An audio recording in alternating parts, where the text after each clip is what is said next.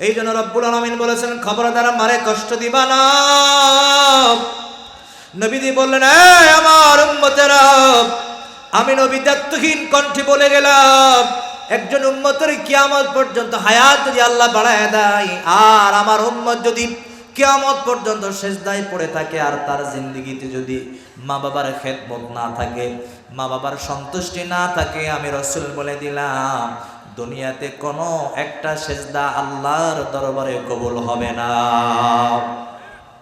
হাজী সাহেব টাকা আছে, পয়সা আছে, জনবল আছে, প্রতি বছর হজ আদায় করবা, কিন্তু মারে ঘর ধাক্কা দিয়ে বিদায় করে বৃদ্ধাশ্রমে রেখে দিয়েছে, কসম ওই হজ আমার আল্লাহ কবুল করবে না। জীবনে যতবার হজ করবা হজ কবুল হবে না। এজন্য বিশ্ব নবীদের বর্ণনায় নবীরা বলেন, আমার সাহাবারা কেউ যদি পিতা মাতার দিকে নেক নজরে তাকায়, একটা কবুল হজের সওয়াব আমার আল্লাহ বান্দার আমলনামায় দিয়ে দেয়। আল্লাহর হাবিবকে প্রশ্ন করা হলো, ইয়া রাসূলুল্লাহ, আমি যদি আমার বাবা মার দিকে নেক নজরে দুইবার তাকাই, আল্লাহর হাবিব বললেন, দুইটা কবুল হজের সওয়াব তোমার আমলনামায় দিবে। রাসূল হাদিস শরীফের মধ্যে বলছেন, যতবার মা বাবার দিকে নেক নজরে তাকাবা ততবার একটা করে কবুল হজের সওয়াব তোমার আমলনামায় উঠিয়ে দিবেন কে? এই জন্য খবরদার মারে কষ্ট দিবে না, মারে যন্ত্রণা দিবে না। কোন মারে কষ্ট দিলা? যেই মা তোমারে 10 মাস 10টা দিন গর্ভে ধারণ করেছে, সেই মারে কষ্ট দিবা। তোমার মা রাতের পর রাত পার হয়ে গিয়েছে, মধ্য রজনীতে তোমার মা ঘুমাতে পারে না। আমরা যখন মায়ের গর্ভে ছিলাম, আর রাতটা যখন গভীর হয়ে যায়, বিবর হয়ে যায়, আমার মা ঘুমের মধ্যে, আমরা লাথি দিলাম, আমরা পেটের মধ্যে ঘুষে দিয়েছি, মা আঘাত পেয়েছে, যন্ত্রণা পেয়েছে, মা ব্যথা পেয়েছে, মা আর ঘুমাতে পারে না। ও যুবক ভাই, সারাটা রাত আমার মা বালিশের সঙ্গে কানটা লাগাই দিতে ঘুমাইতে পারে নাই, বরং আমার মা দেয়ালের সঙ্গে পিঠটা লাগাই দিয়ে সারা রাত পার করেছেন, ঠিক কিনা? খবরদার সেই মারে কষ্ট দিবা না। সিরাতের কিতাবের মধ্যে আসছেন আল্লাহর হাবিব বিশ্বনবী সাল্লাল্লাহু আলাইহি ওয়াসাল্লাম 1301টা সাহাবার কাফেলা নিয়ে উমরা করার উদ্দেশ্যে রওনা দিলেন। প্রতিমধ্যে একটা কবরের পাশে গিয়ে স্টপ হয়ে গেলেন, দাঁড়িয়ে গেলেন। আল্লাহর হাবিব বললেন, আমার সাহাবারা তোমরা কি জানো এটা কার কবর? সাহাবারা বললেন, এ রাসূলুল্লাহ, ইয়া হাবিবাল্লাহ, আমরা তো জানি না এটা কার কবর। আল্লাহর হাবিব বললেন, এটা আমার জনম দুঃখিনী মা, যে আমার 10 মাস 10টা দিন গর্ভে ধারণ করেছে। এটা দুনিয়ার সাধারণ কোনো মহিলা নয়, এটা মা আমেনা, আমার গর্ভধারিণী মার কবর। আল্লাহু আকবার বলেন। সুতরাং আমার সাহাবারা তোমরা দাঁড়িয়ে যাও, আমি মার কবরখানা জিয়ারত করতে চাই। এজন্য যুবক ভাই, সুযোগ হলে আপনারা সন্তান মা বাবার কবর জিয়ারত করা বিশ্বনবীদের একটা সুন্নাহ, একটা ইবাদত। আলহামদুলিল্লাহ পড়েন। বিশ্বনবী বললেন, আমার সাহাবারা তোমরা দাঁড়িয়ে যাও, আমি একটু মার কবরটা জিয়ারত করতে চাই। আল্লাহর হাবিব বললেন, আমার সাহাবারা আমি জিয়ারত করার পূর্বে তোমাদেরকে একটা নোটিশ জারি করতে চাই, একটা কথা বলতে চাই, সেটা হলো খবরদার আমি দোয়া করব, আমিন আমিন তোমরা বলবা, কিন্তু খবরদার চোখের পানি ছেড়ে তোমরা কাঁদবা না। আমার প্রাণপ্রিয় দরদি ভাইয়েরা, সিরাতের কিতাবের মধ্যে আসছে আল্লাহর হাবিব দুহাত তুলে দোয়া শুরু করে দিলেন। সাহাবায়ে কেরাম দুখানা হাত তুলে তিনারাও আমিন আমিন বলছেন, কিন্তু কিতাবের মধ্যে আসছে আল্লাহর হাবিব দোয়ার মাঝপথে দোয়ার ভিতরে দেখা গেল বিশ্ব নবীজি অঝর নয়নে চোখের পানিগুলো ছেড়ে দিয়ে বাচ্চার মতো ফুপায় ফুপায় ক্রন্দন করছে। এই কান্না দেখে সাহাবায়ে কেরাম কাঁদে, 1300 সাহাবায়ে কেরাম তারাও অঝর নয়নে চোখের পানিগুলো ছেড়ে দিয়ে কাঁদে। দোয়া যখন সমাপ্ত হয়ে যায়, নবীজি বললেন, আমার সাহাবারা তোমাদেরকে নির্দেশ দিয়েছিলাম তোমরা কাঁদবা না, কিন্তু তোমাদের চোখের মধ্যে কেন পানি, তোমরা কেন কেঁদেছো আমরা জানতে চাই। সাহাবারা বললেন রাসূলুল্লাহ, ইয়া হাবিবাল্লাহ, যারা সৃষ্টি না করলে আসমান জমিন কিছুই হইতো না, যিনি আপনার জন্য রহমত, আমার জন্য রহমত, সারা দুনিয়ার মাখলুকের জন্য রহমত, সেই নবীদের চোখের কান্না আমরা সহ্য করতে পারি নাই। আল্লাহু আকবার। ওমা আরসালনাকা ইল্লা রাহমাতাল লিল আলামিন। আল্লাহু আকবার বলেন। রহমতের চোখের কোঠায় পানি, আমরা আমাদের কান্না কেমনে থামাই নবী গো? আপনার চোখের পানি দেখে আমরাও কেঁদে দিয়েছি, তবে আমরা জানতে চাই, আপনি তো আমাদেরকে কান্না করতে বারণ করলেন, নিষেধ করলেন, কিন্তু আপনি নিজেই কেন কাঁদলেন জানতে চাই। আল্লাহর হাবিব আরো বেশি কাঁদলেন আর বললেন, আমার সাহাবারা, আমি যখন মার কবরে দুইটা হাত বাড়ায় দিলাম, আমার শৈশবের দিকে আমি ফিরে গিয়েছি, আমার মনে পড়ে যায় ছোটবেলার কথা। আমার মা আমেনা জন্মের পরে তার চেহারাখানা দেখেছি, আমার বাবা আব্দুল্লাহরে দেখি নাই। আমার জন্মের পূর্বেই আমার বাবা কবরের যাত্রী হয়ে যায়। আমি এতিম অবস্থায় জন্মগ্রহণ করলাম, বাবার চেহারা দেখি নাই, মার চেহারাখানা দেখেছি। মনে পড়ে যায় আমার মা জনম দুঃখিনীর কথা, যে আমার 10 মাস 10টা দিন গর্ভে ধারণ করেছে, আমার পেটে জায়গা দিয়েছে আমার মা। শুধু তাই নয়, আমার মা আদর যত্ন করেছে, লালন পালন করেছে। ছোটবেলায় আমার নিজ হাতে গোসল করিয়ে দিয়েছে, নিজ হাতে জয়তুনের তেল মাখিয়ে দিয়েছে, আমার গালে চুমু দিয়েছে, আদর করে কপালে চুমু দিয়েছে। সেই মা দুনিয়ায় নাই, কবরের যাত্রী হয়ে গেছে। ওই মা যদি আজকে আমার দুনিয়ায় থাকতো, ওই মায়ের খেদমত করে আমি নবীজির কপালটা ধন্য হয়ে যেত। আমার সাহাবাই জন্য সাবধান, সাবধান হয়ে যাও, খবরদার আমি নবী বলে দিলাম।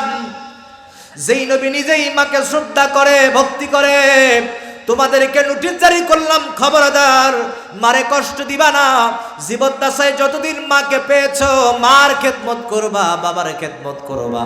এই নির্দেশনা আল্লাহর হাবিব সাল্লাল্লাহু আলাইহি ওয়াসাল্লাম জান্নাতি জবান দ্বারা উচ্চারণ করেছেন।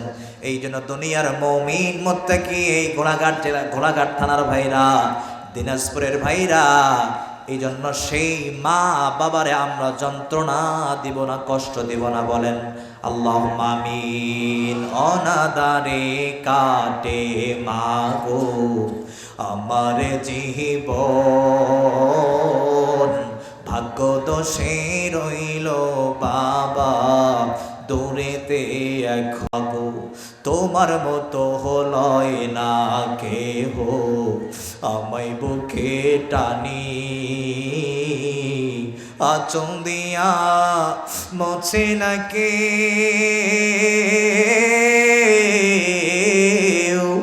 আঁচল দিয়া মোছে না কেউ আমার চোখের পানি।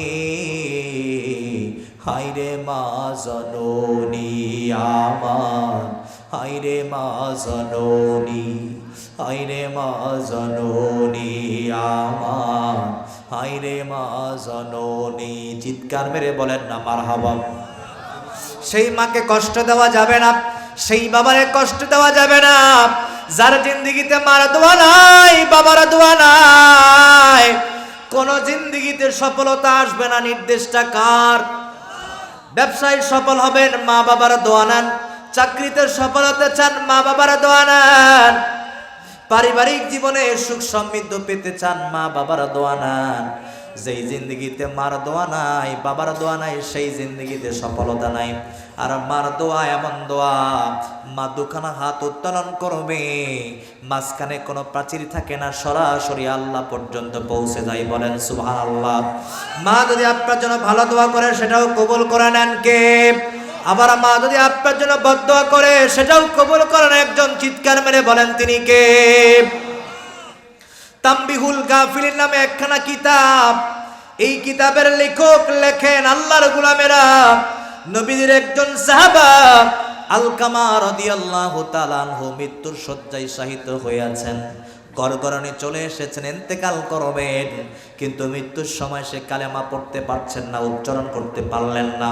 সাহাবায়ে ইকরাম বললেন, আলকামা কালেমা পড়ো, কালেমা পড়ো, কালেমা পড়ো। কিন্তু আলকামার চোখ থেকে পানিগুলো বেয়ে বেয়ে দাড়িগুলো ভিজে জমিনে পড়ে যায়, কিন্তু আলকামা জবান দেরা কথা বলতে পারছেন না। ঠিক তখন আমার প্রাণের ভাইরা বিশ্ব নবীদের কাছে খবর দেওয়া হলো। নবীদিকে বলা হলো, নবী আপনার প্রাণপ্রিয় সাহাবা আলকামা মৃত্যুর শয্যায় শায়িত, কিন্তু সে কালেমা পড়তে পারছে না। আপনি চলুন আলকামার বাড়িতে। আল্লাহর হাবিব তো উম্মতের ব্যথায় ব্যথিত, ৬৩ বছরের জিন্দেগিতে নিজের জন্য ভাবে নাই, নিজের পরিবারের জন্য ভাবে নাই, বরং ৬৩ বছরের জিন্দেগিতে ইয়া উম্মতি বলে কাটিয়ে দিয়েছেন, ঠিক কিনা? সেই নবী আমার উম্মতের ব্যথায় ব্যথিত। নবী যে দেরি করলেন না, নবী যে একটা দৌড় দিয়া আলকামার বাড়িতে তাশরিফ আনলেন, বলেন আল্লাহু আকবার। কারণ সাহাবায়ে ইকরাম নবীকে যেমন ভালোবাসতো, নবীও সাহাবায়ে ইকরামকে তেমন ভালোবাসতেন, ঠিক কিনা বলেন? ও প্রিয় হাবিব পাগলেরই রাখছো কেন দূরে, ও প্রিয় হাবিব পাগলেরই রাখছো কেন দূরে। পাগল হইল হাবশি বেলাল পাইল তোমারে, আগা পাগল হইল হাবশি বেলাল পাইল তোমারে, ওই বেলালের মতো পাগল বানাও আমারে। প্রিয় হাবিব পাগলেরই রাখছো কেন দূরে, ও প্রিয় হাবিব পাগলেরই রাখছো কেন দূরে। পাগল হইল ওয়াইস করনি জুব্বা দিলা তারে, আহা পাগল হইল ওয়াইস করনি জুব্বা দিলা তারে। আমি পাগলা কিছুই চাই না, চাই যে তোমারে। প্রিয় হাবিব পাগলেরই রাখছো কেন দূরে, ও প্রিয় হাবিব পাগলেরই রাখছো কেন দূরে। সবাই বলেন আমিন। আল্লাহর হাতে রব্বুল আলামিন পড়াবেন। আলকামার মা বলছেন, নবীজি আলকামারে 10 মাস 10টা দিন গর্ভে ধারণ করেছি, কিন্তু আমার কথার চাইতে স্ত্রী কথার প্রাধান্য বেশি দিত, এজন্য মা আমি বড্ড কষ্ট পেয়েছি, আল্লাহর কাছে মামলা দায়ের করেছি, আমি মামলা ফিরায় নিতে পারবো না। আল্লাহর হাবিব বললেন, মারে তুমি যদি তোমার সন্তানকে ক্ষমা করো, মাফ না করো, জাহান্নামের উত্তপ্ত আগুনে রব্বুল আলামিন পোড়াবেন। মা কোনোভাবেই ক্ষমা করে দিতে রাজি হন না। শেষ পর্যন্ত কিতাবের মধ্যে আসছে, সাহাবায়ে কিরামদেরকে নির্দেশনা দিলেন। আল্লাহর হাবিব বললেন, মার সামনে আগুন লাগায় দাও, কাঠখড়ি তেল দিয়ে আগুন জ্বালায়া জীবন্ত আলকামারে আগুনের মধ্যে নিক্ষিপ্ত করে দাও। আগুন ধরে দেওয়া হলো। সাহাবায়ে কিরাম সবাই মিলে তার বডিটাকে ধরলেন, দেহ মোবারকটাকে ধরে আগুনের মধ্যে নিক্ষেপ করবেন মা জননীর সামনে। জনম দুঃখিনী মা সহ্য করতে পারে না, চিৎকার মেরে একটা আওয়াজ দিয়ে বলেন, নবী গো, আলকামারে আমার নাড়েচিরা সন্তানকে আমার সামনে আগুনে নিক্ষেপ করবেন না, বলেন সুবহানাল্লাহ। মার কলিজায় সন্তানের জন্য ভালোবাসা আছে না নাই? বাবার কলিজায় আছে না নাই? মা খায় না, সন্তান রে খাওয়ায়, বাবা পড়ে না, সন্তানকে পড়ায়। জীবদ্দশায় আমার বাবা মাথার ঘাম পায়ে ফেললেন, মা আমাদেরকে সুশিক্ষায় শিক্ষিত করলেন। আমার পানের দরদি ভাইরা, আলকামার মা বলছেন, আমার আলকামারে আগুনের মধ্যে নিক্ষেপ করবেন না। নবীজি তখন বললেন, মারে এটা তো দুনিয়ার আগুন, পরকালের আগুন হবে আরো ভয়াবহ আগুন। ওই আগুন থেকে তুমি তোমার কলিজার টুকরা সন্তানকে যদি বাঁচায় নিতে চাও, তাহলে তুমি ক্ষমা করে দাও। জনম দুঃখিনী মা আর দেরি করলেন না, মুহূর্তের ভিতরে দুইখানা হাত আল্লাহর কাছে বাড়ায় দিলেন আর বললেন, আল্লাহ তোমার কাছে মামলা দায়ের করেছিলাম, মামলা ফিরে নিলাম, ও আল্লাহ, আমার কলিজার টুকরা সন্তানকে তুমি মাফ করে দাও, ক্ষমা করে দাও। আমার প্রাণপ্রিয় ভাইয়েরা, শুধু এতটুকুন বলতে দেরি হয়েছে, মুহূর্তের ভিতরে ডান পাশ থেকে হযরতে আলকামা কালেমা পড়তে দেরি করলেন না। সবাই পড়েন লা ইলাহা ইল্লাল্লাহু মুহাম্মাদুর রাসূলুল্লাহ। চিৎকার মেরে বলেন সাল্লাল্লাহু আলাইহি ওয়াসাল্লাম। এতক্ষণ যে আলকামা কালেমা পড়তে পারছিলেন না, মা যখন দোয়া করলেন, মামলা উঠায় নিলেন, মুহূর্তের ভিতরে তার জবান থেকে কালেমা বের করে দিলেন কে? এজন্য আমার প্রাণপ্রিয় ভাইয়েরা, আজকের মাহফিল থেকে সিদ্ধান্ত গ্রহণ করতে হবে, আমরা আমাদের জীবদ্দশায় আমাদের জনম দুঃখিনী মা বাবারে কষ্ট দিব না। মা মা মা মা আজ কেন আমায় সোহাগ মাখা ডাক ডাকো না, আজ কেন আমায় সোহাগ মাখা ডাক ডাকো না। মায়ারা চল দে কেন আমায় তুমি, মায়ারা চল দে কেন আমায় তুমি জড়াও না, আজ কেন আমায় সোহাগ মাখা ডাক ডাকো না। কোথায় হারিয়ে গেলে তুমি সারাটি জনম খুঁজি আমি, কোথায় হারিয়ে গেলে তুমি সারাটি জীবন খুঁজি আমি। মা বলে এত ডাকি, মা বলে এত ডাকি, ডাকি শুনতে পাও না, আজ কেন আমায় সোহাগ মাখা ডাক ডাকো না। মা মা মা মা লিল্লাহে তাকবীর।